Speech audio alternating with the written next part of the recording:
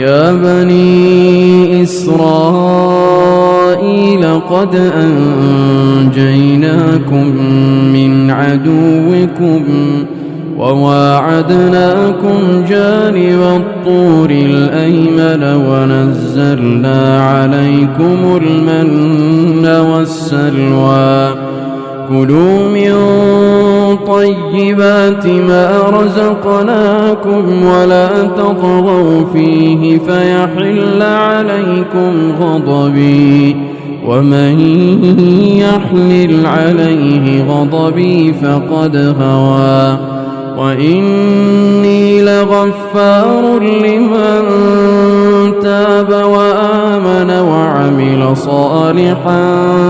ثم اهتدى.